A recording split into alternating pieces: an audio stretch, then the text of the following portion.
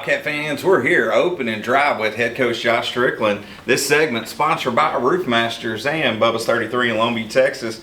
Coach, man, we are already headed into week 8 or week 9 technically. Yeah. Week 10, I guess you could say. 11 weeks. Like the year flies by, man. Came off White House Friday night homecoming, a back and forth game. Got Marshall this week. What's the state of the Bobcats right now?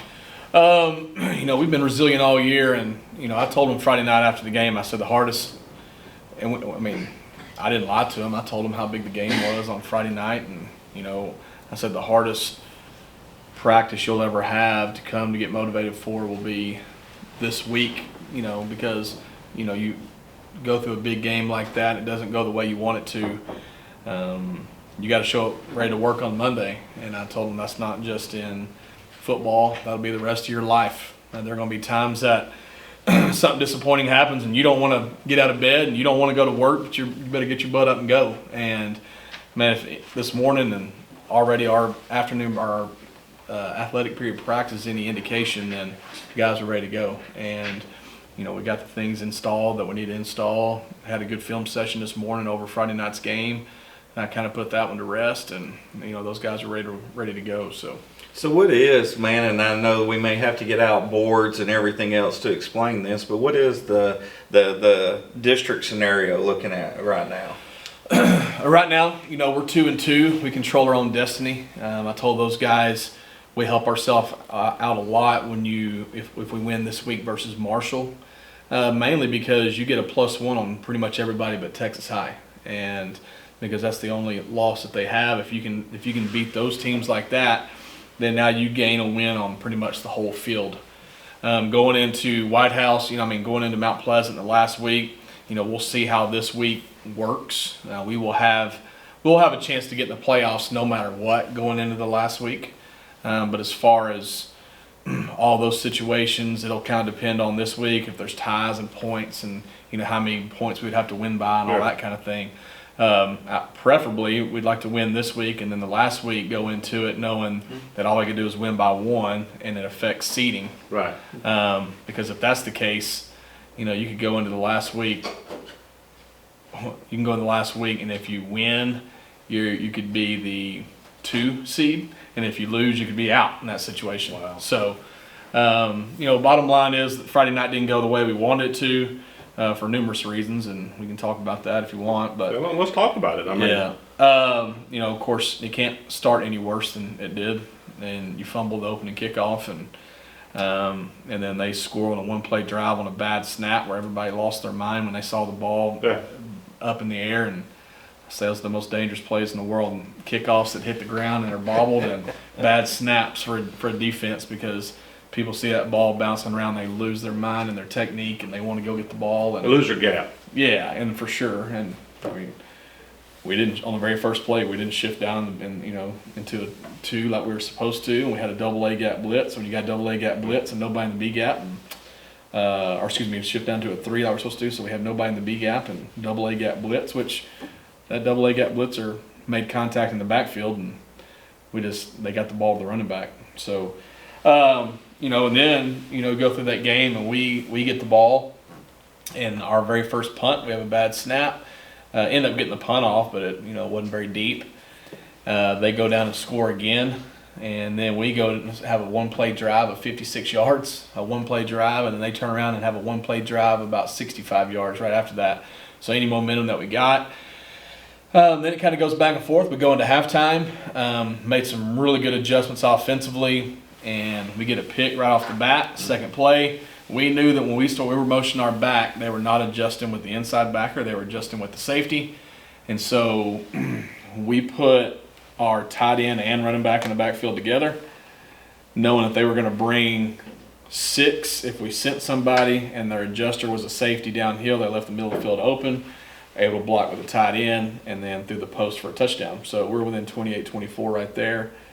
And, ended up being after that, we're all settling for field goals instead of touchdowns. And, credit to our guys on special teams, and we're 3 for 3 and some pretty long field goals. But when you get down there, you got to get the 7 in big games. So. 100%.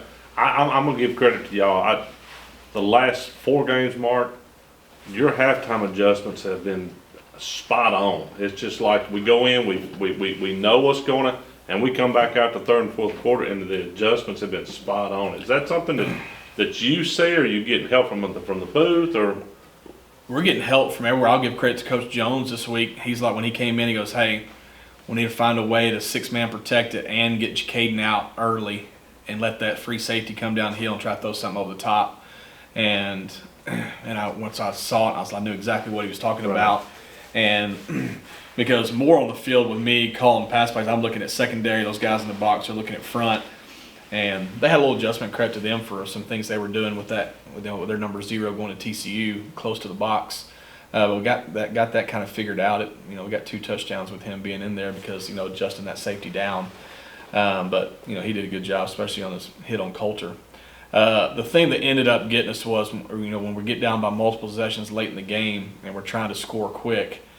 We kind of got out of who we are, and we're not really built that way. Right. At least this year.